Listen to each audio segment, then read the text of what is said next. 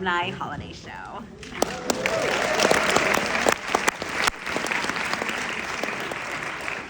Our first reader is Sarah Pelinka.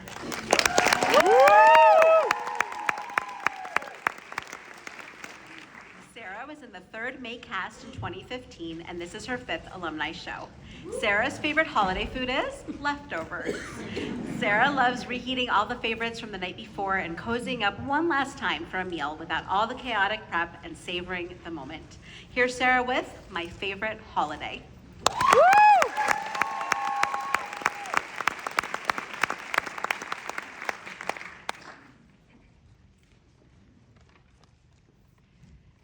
It's hard to pick a favorite holiday. After all, the holidays are where all the stories live. The good times and the not so good times. They're literally the treasure trove of family stories steeped in tradition, celebration, tragedy, humor, triumph, and joy. All of it. It is all so, so good. Take New Year's Eve Y2K, for instance. It was a big year, and the stress was high. The outfit, the hair, the party, the potential havoc facing computer networks. That shit was wild, and I was here for it. I had a bit of an identity crisis going on back in those days, made painfully obvious by my New Year's Eve outfit. My silver Contempo casual hot pants were sensibly paired with my Gap cardigan sweater set. Every outfit was a mullet. That night, I was jealous of a girl who broke up with her boyfriend because she got down with Johnny Lang at a concert in Fargo. I thought I wanted that kind of drama. And as the clock struck midnight, I looked at Kim, surrounded by admiring eyes, and I realized I'm never gonna be that girl who gives Johnny Lang a hand job in the back of a tour. And thank goodness, because just like for the computer companies, Y2K for me was an awakening. And I really do love a sweater set. What about the Halloween where I went traditional and dressed up as a witch? Black shoes, dress, wig, pointy hat, lipstick, a mole. My husband Travis lazily found a black tank top, pants, a fedora, and a leather jacket, and people knew exactly who he was. Donnie Brasco, an obscure movie character from 1997. Meanwhile, everyone complimented me on my Rob Zombie costume. Literally, like, who the fuck is Rob Zombie? I haven't confidently dressed up for Halloween since.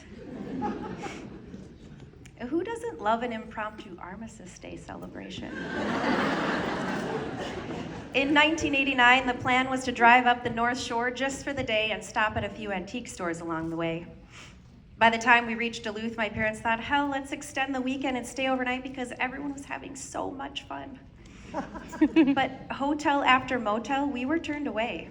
No rooms available, not a single one. An actual Armistice Day celebration blocked off several hundred rooms along the entire North Shore. Who knew? What now, my brother and I asked. I heard my dad mutter, there's no goddamn way we're staying in Superior.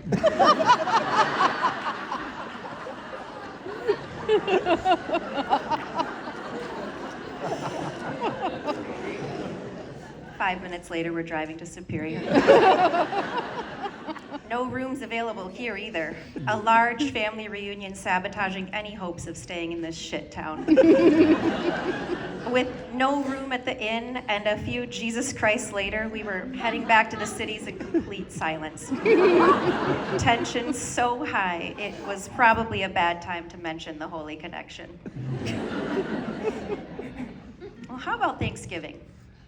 There was the year that my best friend left her marriage after just 8 months when she found her husband playing naked chicken in the pool at their condo. A tale as old as time. I invited her to our family's Thanksgiving dinner, and we all shit-talked him in the way any good family would do during the holiday season. Thanksgiving, maybe being the #1 day of the year to see a movie, we decided to see The Ring, a horror film. about a girl who lives in a television set and murders people. Ah, the holidays. We topped the night off prank calling her ex, letting him know that his bride and groom Beanie Babies were in stock and on hold and could be picked up at any time. A move we are still proud of and talk about year after year. But I also remember a time when I stopped celebrating holidays altogether. I even refused to go to birthdays, showers, graduations, or special events. It was a time filled with so much pain and agony that nothing seemed worth celebrating. We experienced one loss after the other, multiple miscarriages and emergency surgeries for ectopic pregnancies. A joyful and successful pregnancy was followed by 4 failed rounds of IVF. This left us in shock, and we fell deeper in debt and desperation. I kept wondering, is this how our story goes? And what does the future hold? Hope is a funny little thing. It grew in my chest and spoke softly in my ear. One more try, one last attempt. I didn't listen at first, but it got louder and more persistent. Okay, I said. I have one try left inside my heart before we close this part of our lives and move on. Travis tried hard to drag me out of the dumps, saying things like, if this round works, we'll be happy again, right? Maybe we'll even start celebrating holidays again? I answered, if this round works, it will be a holiday worth celebrating. And that phrase just hung there, like a small little beacon of hope. And as it turns out, it was. After one last try, on February 26, 2013, our second baby girl arrived. And we named her Holiday, and she's my favorite. Definitely a holiday worth celebrating.